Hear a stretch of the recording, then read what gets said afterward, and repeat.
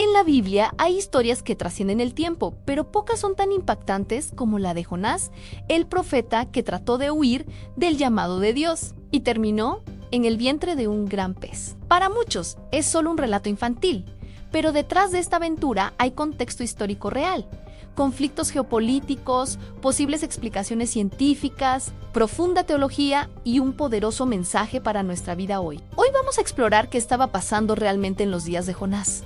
¿Por qué se negó a ir a Nínive?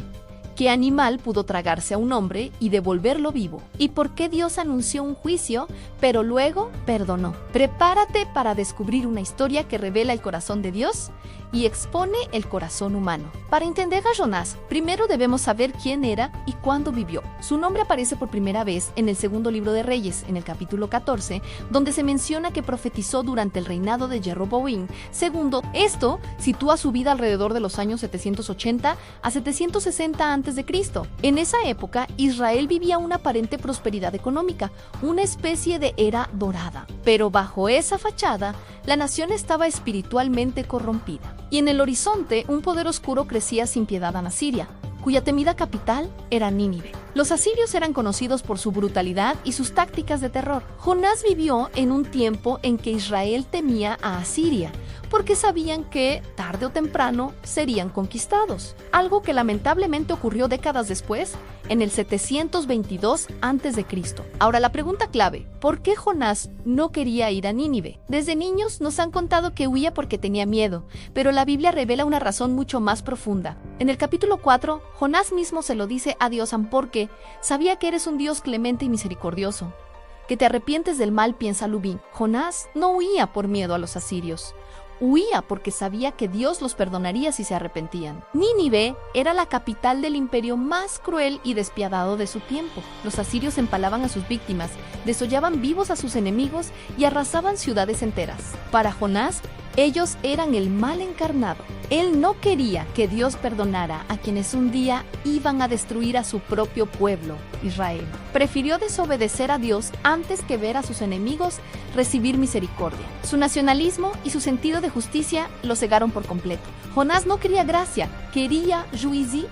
Así que Jonás huye. Se dirige a Tarsis, que probablemente estaba en la actual España, el punto más lejano que conocía, pero no puedes huir de Dios. Él envía una tormenta tan violenta que el barco está a punto de hundirse. Los marineros aterrorizados claman a sus dioses y, tras echar suertes, descubren que Jonás es la causa de su desgracia. Él mismo les pide que lo lancen al mar para calmar la tempestad. Y en ese preciso instante aparece el famoso pez. La Biblia dice y mandó Jehová un gran pez que se tragase a Jonás. Es importante notar que no dice que era una ballena sino un gran animal marino, una criatura designada específicamente por Dios para esta misión. Aquí es donde muchos se preguntan, ¿es científicamente posible que un animal se trague a un hombre y éste sobreviva? Aunque la historia tiene un claro componente milagroso, exploremos las posibilidades. Existen algunos registros históricos de hombres tragados por grandes animales marinos y rescatados vivos, como el famoso caso de James Bartley en 1891, aunque su veracidad es debatida. Más recientemente, hemos visto videos de buzos atrapados temporalmente por ballenas jorobadas. ¿Pero qué animal podría tragar a un humano entero? La ballena azul, a pesar de su tamaño, tiene una garganta muy pequeña, así que la descartamos. Sin embargo, el cachalote tiene una de las bocas más grandes de la naturaleza, capaz de tragar objetos de hasta 500 kilos. Su estómago tiene varias cámaras donde un humano podría caber. Otro candidato es el tiburón ballena, que puede abrir su boca más de 1 metro y traga grandes cantidades de agua y peces enteros. Es un filtrador.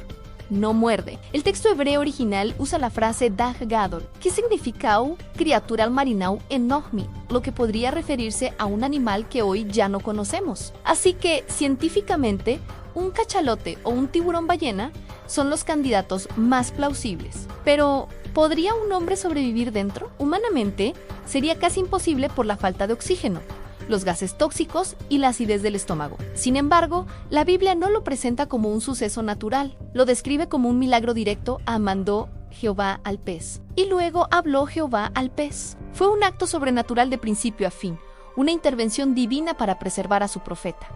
Dentro de ese abismo, Jonás ora, describe su experiencia como estar en el vientre del Equiol, sintiéndose al borde de la muerte.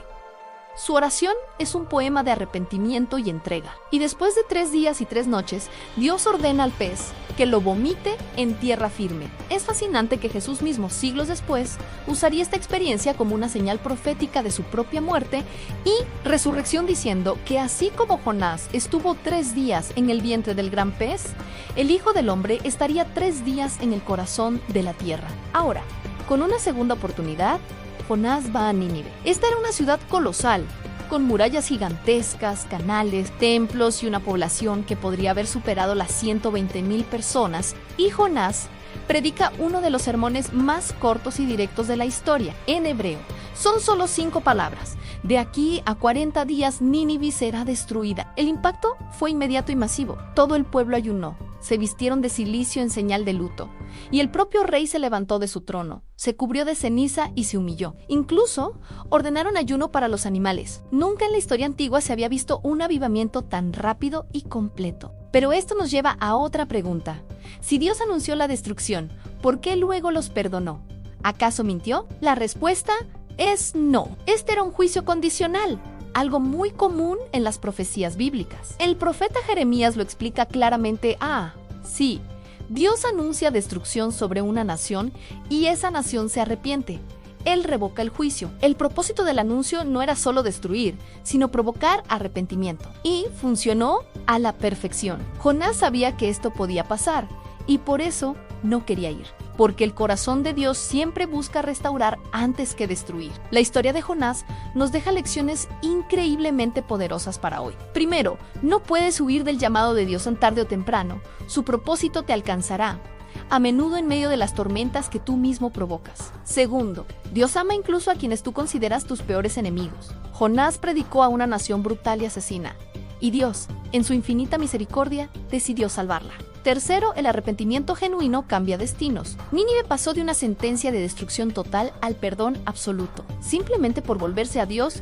Y cuarto, la misericordia de Dios siempre será más grande que nuestro juicio. Jonás se enojó porque Dios perdonó a sus enemigos, pero Dios le enseñó que su compasión va mucho más allá de nuestra justicia humana. Al final, Jonás es un símbolo del creyente renuente y Nínive simboliza a toda la humanidad necesitada de gracia. La historia no es solo sobre un profeta y un pez, es sobre el Dios que nos persigue, nos restaura y nos perdona, sin importar cuán lejos hayamos huido. No es un cuento para niños, sino un relato profundo, cargado de historia, profecía y una revelación del corazón de Dios que sigue transformando vidas hoy. Gracias por acompañarnos en este viaje. Si te ha gustado, no olvides darle like y suscribirte para más contenido como este. Hasta la próxima.